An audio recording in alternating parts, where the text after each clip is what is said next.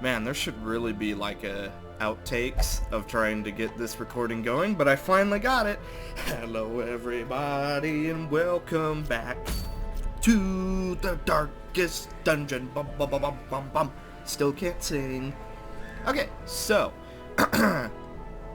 because of yesterday's travesty of a video being short, no audio, we're gonna go ahead and get a lot done in this episode. If you've taken a look at the time, you know it's gonna be quite long.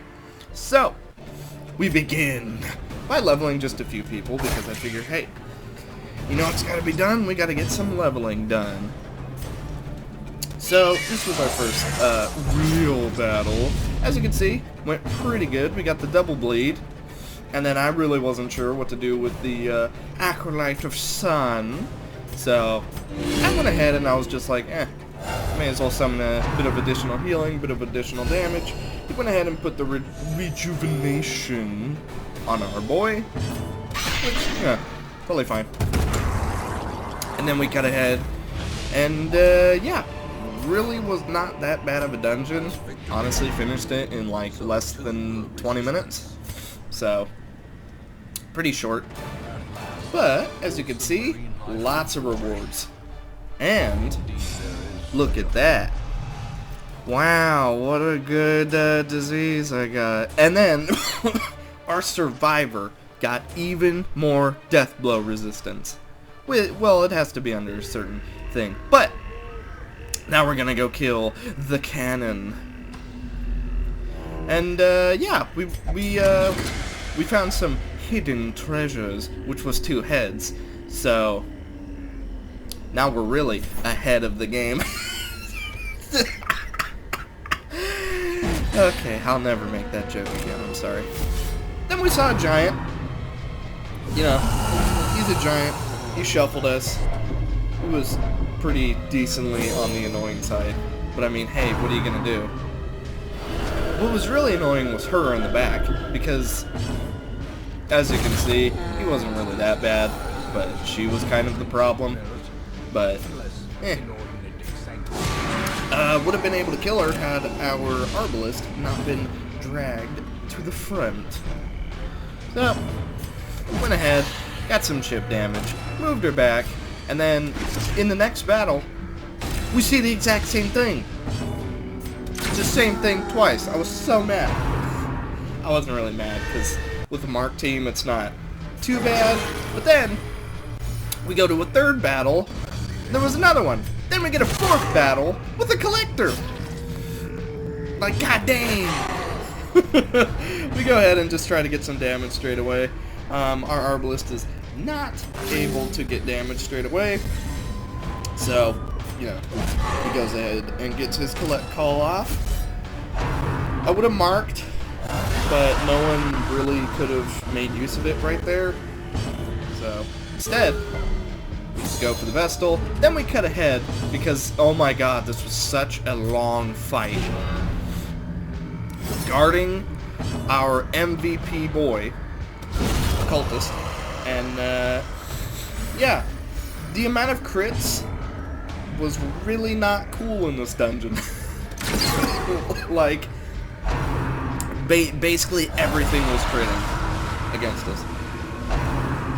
Observe. Ouch. So, resist the bleed on death's door. I believe that was a crit because, you know, everything in this dungeon is a crit. However, we heal her back up. MVP Occultist did not heal her for 0 and bleed, which probably one of the best occultists I think I've ever used. All the rest of them I have like super bad experiences with. But, you know, it's a collector fight. It tends to take a really painfully long time, especially when multiple of your people are below half health and at death's door. We go ahead and take out a Highwayman, which he's probably just going to bring him back. And then the Vestal's like, you need to do more damage. Yeah. Mr. Post, which I noticed the Man-at-Arm was missing a lot in this episode. I wasn't too sure why. I sort of noticed a bit late and didn't really give him a trinket. So, that sucks. But if I sound a bit off, I'm doing this like 10 minutes after I wake up because I saw, hey, I could do a voiceover, so I may as well just do it. And so I'm just doing it in one shot because I need to make up for last episode where I was able to do 0 talking. It felt super weird not talking last episode, and I'm just sort of babbling because this collector fight, it's a collector fight. It's basically an endurance test. And then we skip ahead a little bit to turn 11. You know. Turn 12. Boosh. Great. So, we keep hitting the Vestal. And you know, now I decide, alright, he's low enough. If we get some crits, he's done. Ooh. Turn... No. I guess it's round 12. We finally kill him, and we get the greatest reward of all. A single trapezohedron. Isn't that worth 12 rounds of pure endurance? I thought so, too. Then we saw a 4th giant, which, you know, real happy about that. But then, we find ourselves in the battle with the cannon. So, I was gonna explain the frickin' Viscount fight in the last episode, but since my mic was like, bleh, I wasn't able to. So, I'm gonna explain this fight if you've never seen it, which, if you've been watching the series, I didn't explain it in the series either, so I'll explain it now, you know, never too late.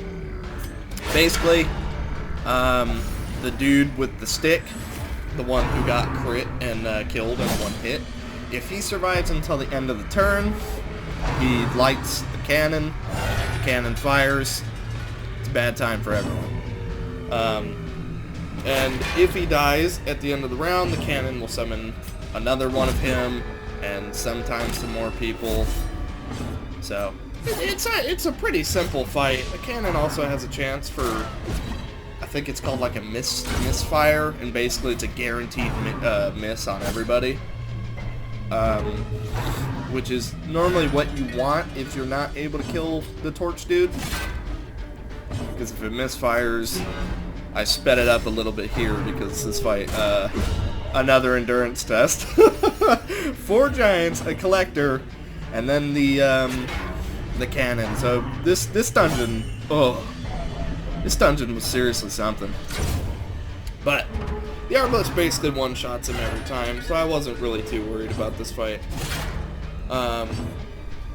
But as you can see, you just keep chipping away at it. It's got resistances to bleed, to blight, to debuffs. It's you know, heavily resistant to everything, so don't think you're gonna status effect your way through it. However, you can mark it. Marking it does make it take more damage, but it has a bunch of protection, so if you have any trinkets, Mata does not. You definitely want to bring the ignoring protection trinkets. However, right here, I didn't kill him. Big oopsie for me, because here we go! Well, only one person got hit. But, you don't want that to happen, because all 4 people could have just taken 24 damage. Not good. But, you know, after 11 turns, we finally killed it. Sorry if I sound super frazzled. You know. I should make scripts for these. However, this isn't gonna be for everything. I've said that in the past episodes. I'm gonna say it again. So, you know, I guess just enjoy the voiceovers while they're there. I was debating not taking the blueprint because we have like 8 in the bank, and I've already built a lot of the buildings. Oh man, frazzled. I need a script. So, let's take a look at our perks. We got Marked by the Flock. We got Hardy, I think it's called. We got Luminous, and then we got Predictable. I'm watching it with you guys, doing a voiceover. That's my secret. But anyways, now we're gonna go kill the crew. The first fight, right? Like the very end, Look at that disease.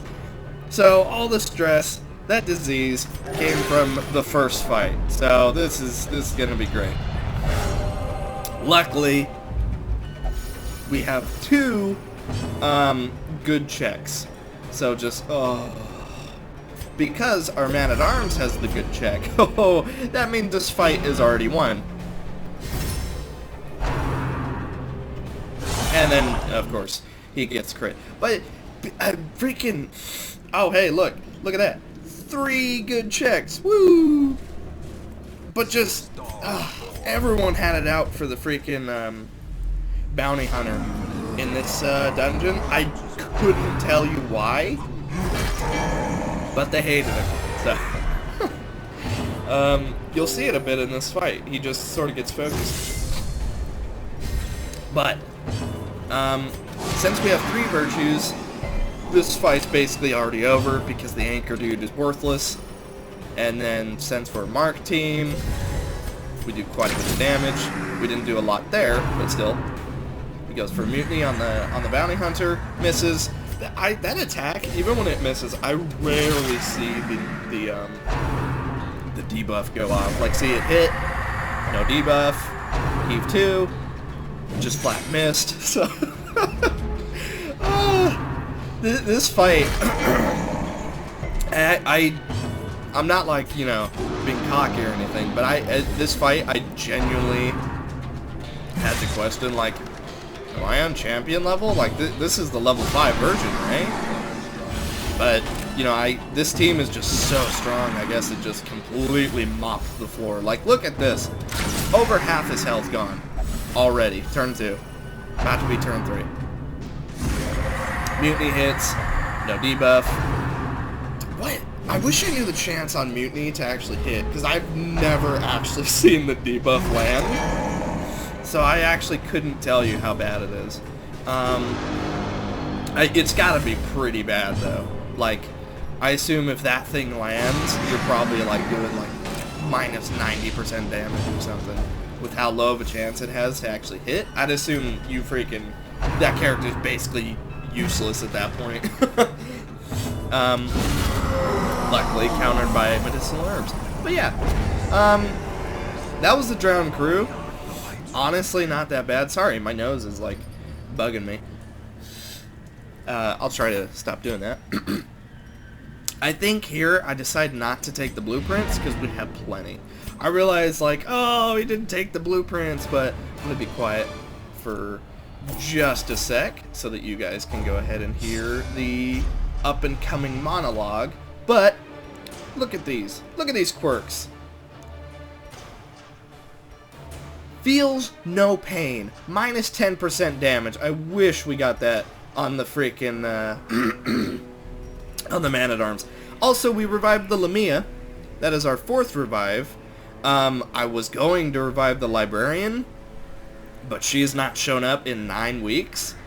So, I needed a lower level healer, and so the Lamia's who I decided to get. Because, I wanted the Librarian, because, honestly, the XP she gives, she has a stress heal, she has a heal, you know, all that sort of good stuff. But, since she didn't show up, I went ahead and just got the Lamia, so, yeah. The thing has no name, or it needs no language. Nevertheless, those who would submit to its word, this will, are rewarded in a fashion. The creature's blessings are as repulsive as they are robust. Twisted, half-human monstrosities stalk the flesh-ridden halls, protecting their gestating god.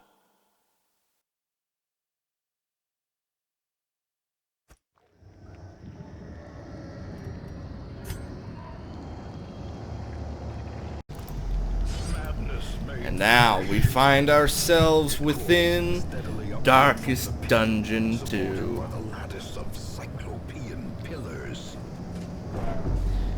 So, I was a little nervous about this one, but we have an extremely good team with us. We have the Arbalist, who, as you notice, is the one I selected to not have the flame, which The flame, basically you get 3 of them, and they completely counter...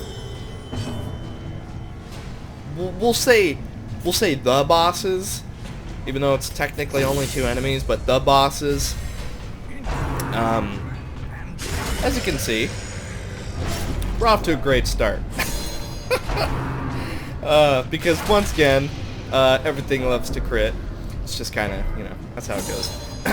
But our team, explaining it, we have the leper, and I opted to give him the accuracy and crit trinket, but you get less dodge, because I figure, hey, accuracy, crit on a leper, that sounds pretty good, and he can barely dodge anyways, so may as well. We got Jania's head on the Grove Tender. It doesn't affect her 4-man regen, but it does affect her, what is it, like the potion, which increases healing by 50%. Hey, a check! Woo! This man-at-arms gets so many, virtues, it's insane. I'm like stumbling over my words, I apologize. I'm like just a bundle of problems. But yeah, like, this man-at-arms, like, really knows how to pull through. However, the 2 cultists, still alive, still doing tons of damage. The finger, ouch. I'm not even gonna make the joke. I'm not gonna make the joke that was in my mind, but it has to do with the move, the finger, and the character, the Grove Tender. I'm sure you can piece together what the joke was gonna be. I'm sure the FBI will be knocking any minute now. But oh jeez. Anyways, Herbalist does extremely high damage, has the Prophet's Eye, the frick, I can't remember what it's called right now, but the trinket for killing the final level of the cannon, the matchstick, because it's range damage and range accuracy, and then Prophet's Eye, less stress and more accuracy. So she's never really gonna miss, and she's gonna hit a lot harder. Normally I would bring the Legendary Bracer because I like the 20% extra damage, but meh, here I figured, hey, you know, may as well bring something else. So this was quite a long dungeon. I took a path that probably isn't the most efficient in the world, because I'm sure there's, like, when I was looking back at the footage, I saw a path that was probably way, like, less enemy heavy. But meh, this is a path I took. Whether it went good or bad, I guess we'll see. So this is a bit of an annoying room. We have a, you know, the names escape me right now because I'm just retarded. So, so basically we have a healer and a guarder. We have a stunner and a bleeder, and then we have 2 cultists, and the cultists hurt. That's kind of all there is to it. They hurt a lot. But yeah, I'm gonna let you see how this plays out.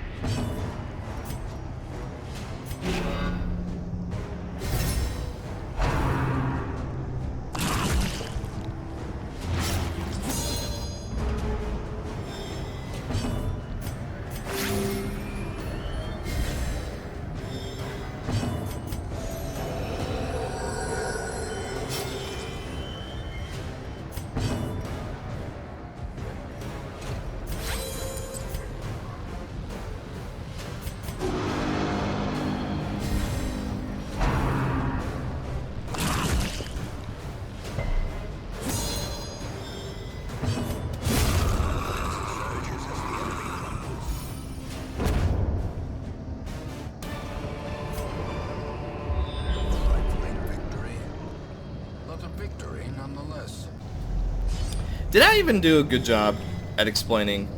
I don't think I did. So I'm very quickly. Leper's a meat shield who does extremely high damage. I gave him a trinket that makes him hit more reliably. Ouch. Man-at-Arms buffs crit, buffs accuracy, guards, riposts, great meat shield. Grove Tender, really good healer. I heard a beep. Has a block, and then I always take a melee just in case. Arbalest has a mini heal, which increases healing. Look at that crit, lovely. Has a little bit of mark synergy, although it's not going to come into too much of a play here. And then has a minuscule stress heal, but is really good at killing backliners. That's the move if you don't have the torch. Hurts, basically. It doesn't do the most damage, I don't think, but the stress it does is utterly insane. You can take, like, easily 20 to 40 stress, if I remember, which is a lot. However, excuse me, I'm probably edited that out, so I said excuse me for no reason. But yeah, basically, the teams, you know, I definitely thought about it before bringing it, because I didn't want to bring just like this is level 6, this seems pretty good, you know, yeah, that'll do fine. I definitely thought about it. There's healing synergy, there's meat shield synergy, yeah. The healing synergy was kind of the biggest part, but, you know, what you gonna do? So, have to set up the block. If we do not set up the block, there's a chance Revelation will go on the Arbalest, and the Arbalest will take extremely not so good amounts of damage and stress. The most dangerous thing I would say this boss does, ooh, lovely crit, that this boss does is it's like a tail stab. It does pretty high damage and it blights you.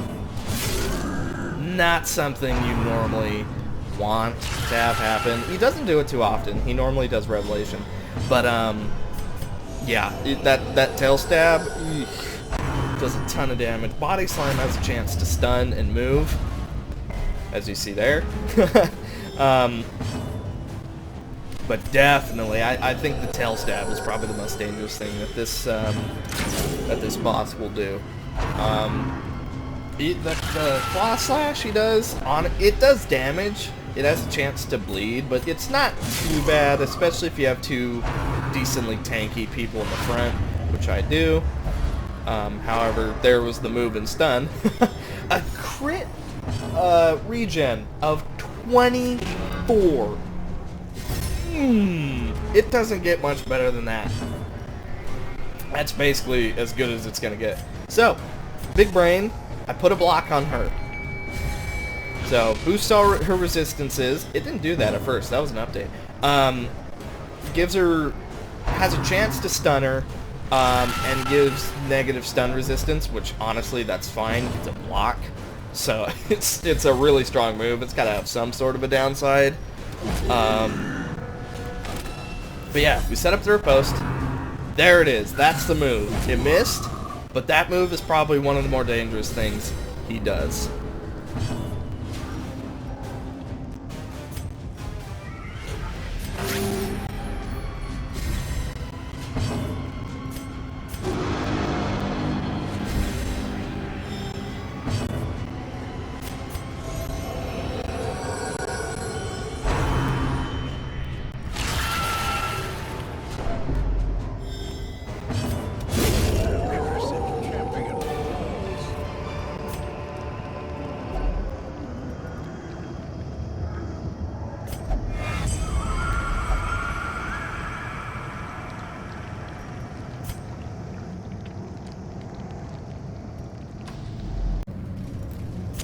So, this is a bit of an annoying comp.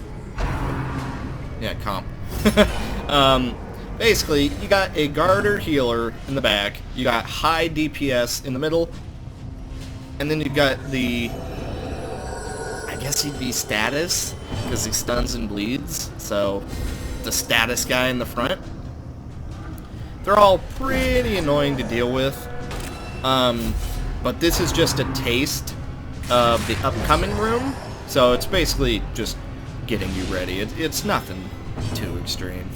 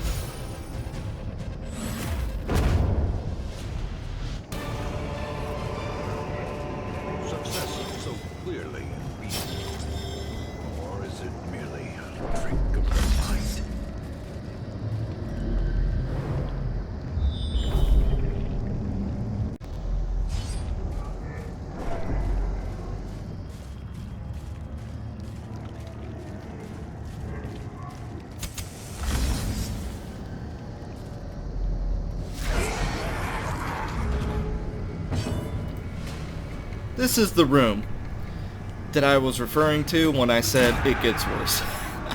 Because 2 guarders, 2 healers, high DPS, and then, you know, status boy, the malignant growth.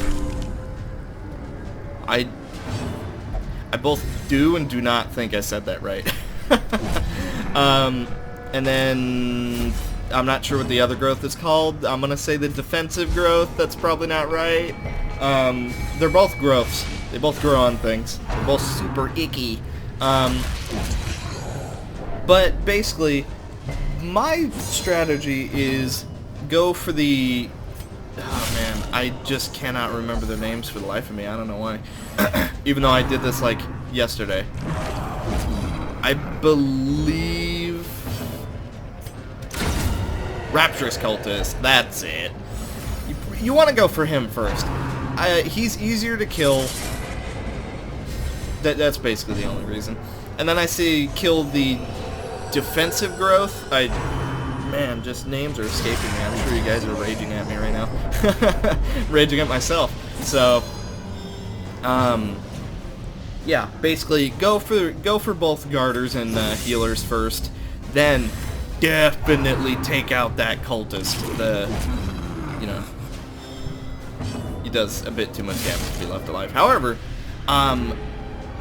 the front 2 people being guarded... Oh, there's the heal. Front 2 people being guarded is allowing the leper to heal the defensive growth. So, as you can see, that went pretty good. He got some really high crits. However, this is going... Not to jinx it. This is going extremely well. Stress is decently low. Health is relatively high.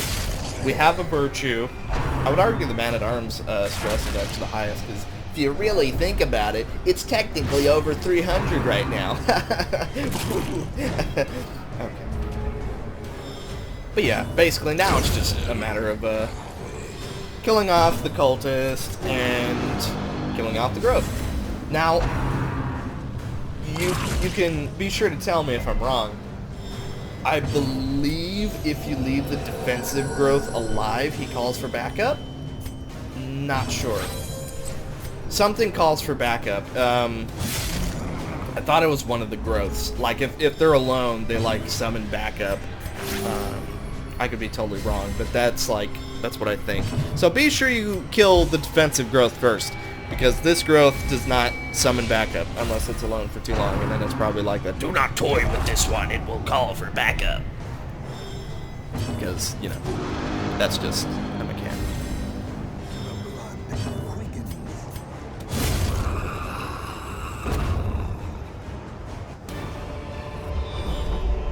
This expedition at least promises success.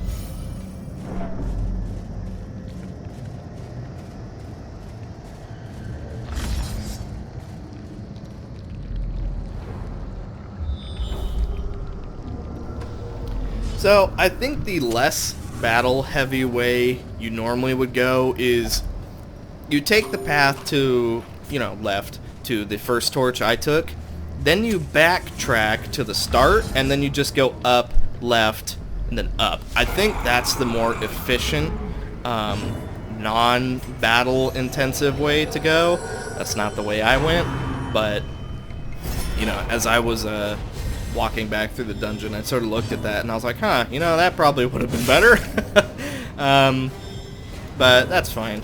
I mean, you know, it's looking pretty good, you know, so we probably won't lose anyone. Is that foreshadowing, or am I telling the truth? You guys are gonna find out. Haha. That's the one problem about doing voiceovers IMO, at least without a script, or when you're not used to it like I am. You, at some points, are just like, you know, you arguably want to react as if you're, like, playing, even though I know I recorded this yesterday, so, so it's kind of strange. I'm, like, wanting to be like, wow, are we gonna make it? I don't know. I definitely don't know what happens. Or, like, we might die, guys. It's going a bit too well. But since I know what happens, I kind of, you know, that whole reaction is sort of not there, but that's fine, because eventually it will go back to regular commentaries, which I think you guys prefer, although this isn't really that horrible. Just, you know, my video started with, this is a long fight, that's why I'm kind of just talking, because, you know, talking is good, or whatever. But my video started where I wouldn't do any subtitles, I wouldn't do any talking, it was just gameplay, and that was it. Like, for example, if you look at my Icy gameplay, which, honestly, I really like Icy. I'm not surprised it didn't do too well, because it, from what I know, it's like a pretty small game, and I'm a pretty small YouTuber.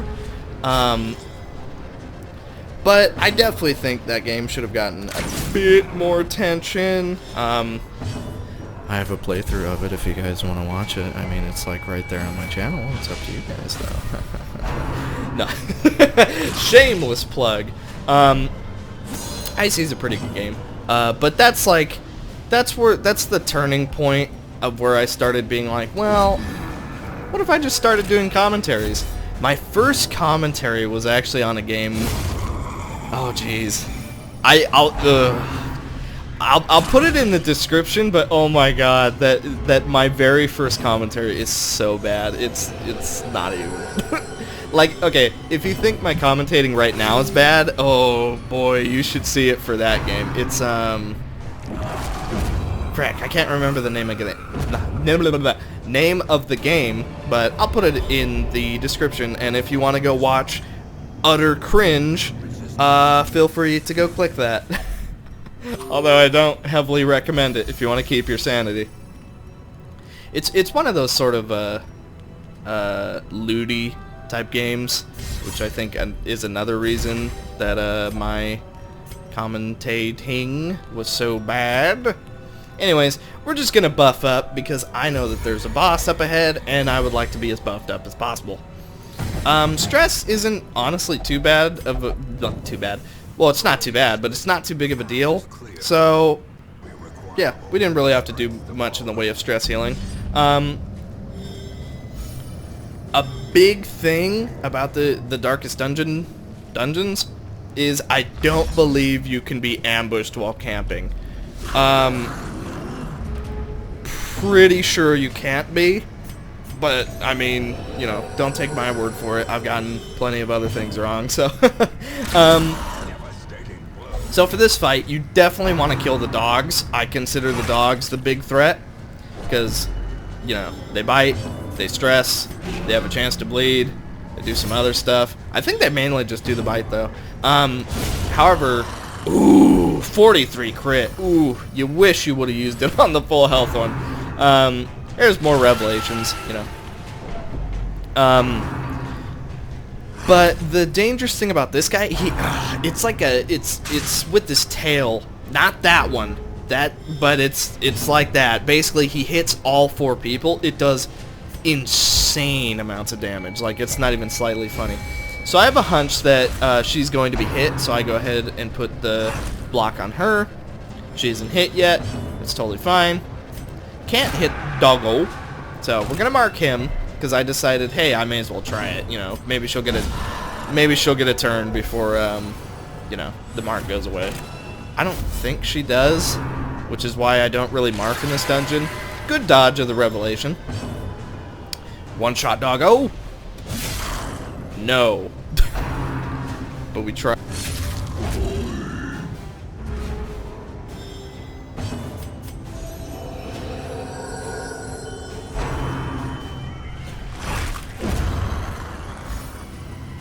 Good riposte kill. Plus, I think the the damage reflection would have killed him regardless.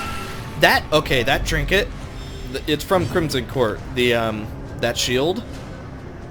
Also here, I'm kicking myself because I did not guard the Arbalist, which means she is open to a revelation. I did not guard her from a revelation. This is the move. Doomsday is stupid. Does a lot of damage. It can blight everyone. Yeah, not one of the more fun moves. Definitely want to try and avoid that one. But luckily we have group regen. This time I actually guard her because, woo, you really don't want to leave the torchless person open to a revelation, because if they get hit by it, ooh, they take a ton of damage, they take a ton of stress. 43 crit from the leper. Woo! He does insane damage. But now, we are on to the final torch. I cut ahead because it was quite a long walk.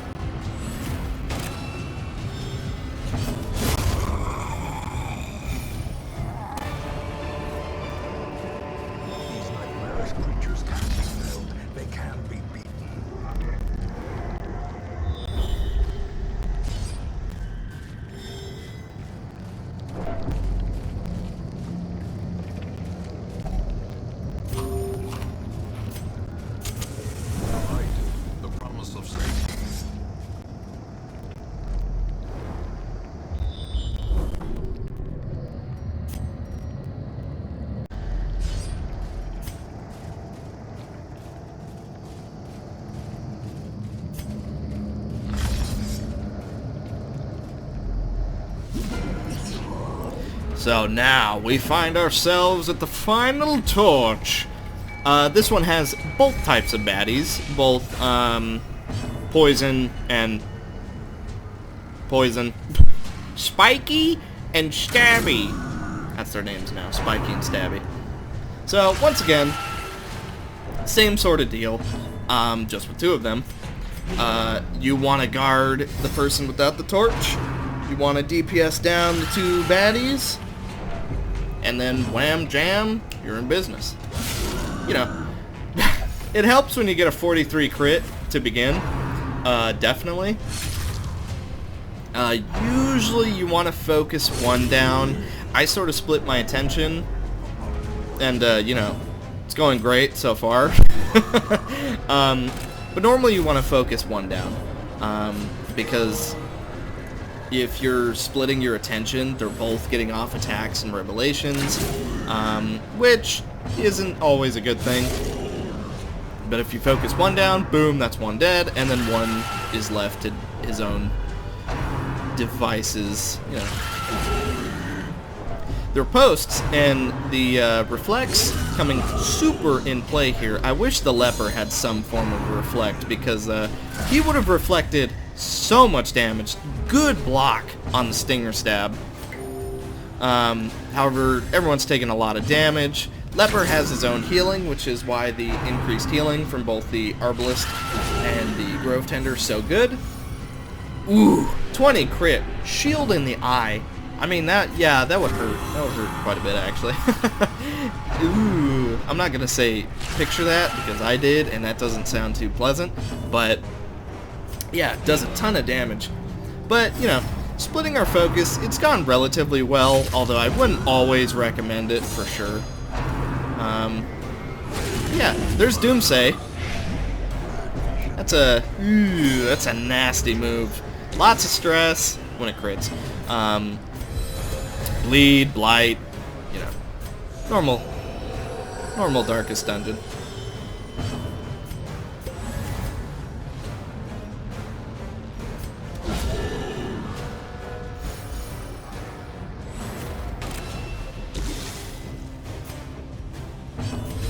Raise of hands, who's mad at me? I haven't set up the stress and dodge buff yet.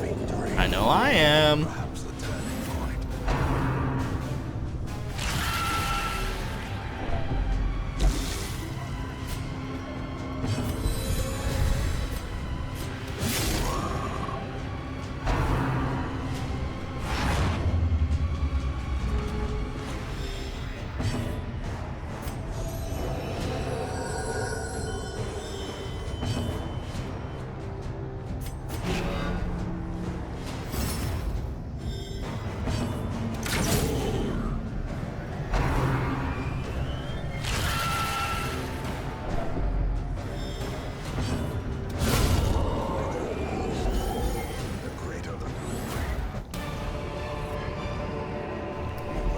And with that, we have defeated the second Darkest Dungeon.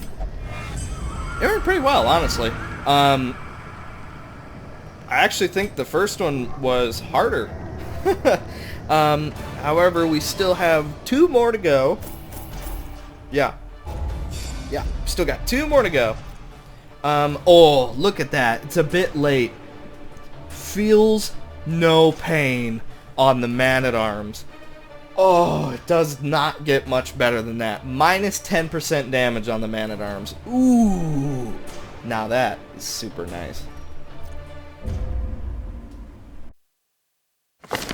The maniacal cultists are quelled for a time, but there can be no celebration. Your progress is measured only in progressive realization and dawning horror. You are in the shadow of the end. But with that, thank you guys so much for watching this episode of Darkest Dungeon. My mic's working. It's a little quiet, and I sort of noticed that while I was editing. I'm doing this after the initial voiceover. I don't know if you guys can tell, but Not sure why. My mic's been acting a bit strange. I hope it's not dying because this is like, have you guys heard the other mic? I used it accidentally at, the first couple of episodes of the series. You guys want, you want this mic or no mic, basically. But yeah. Oh, also, I want to bring up in the comments, man, you guys are so mature. I haven't seen a single first comment. Brian, I'm talking to you because you're always first. I haven't seen a single first comment. Proud of you. However, you're not going to get it on this episode because I beat you to it. Nah. I'm still small enough to where I can actually, like, talk to individual people, which I really enjoy. I like talking to you guys, even though it might be a bit weird for me to just, like, hey, I'm saying your username. You're like my buddy, bro. Appreciate you. Yeah. Even if I do at some point get big, I'm still going to try and, like, communicate to everybody because it annoys me when, like, well, I get it. Like, you know, big YouTubers, they can't communicate with everyone, but I'm going to try. I'm probably not going to get big, but I'm going to try. But with that, thanks for watching. And I'll see you guys in the next one, where hopefully my mic is still working. Salutations! Which means hello.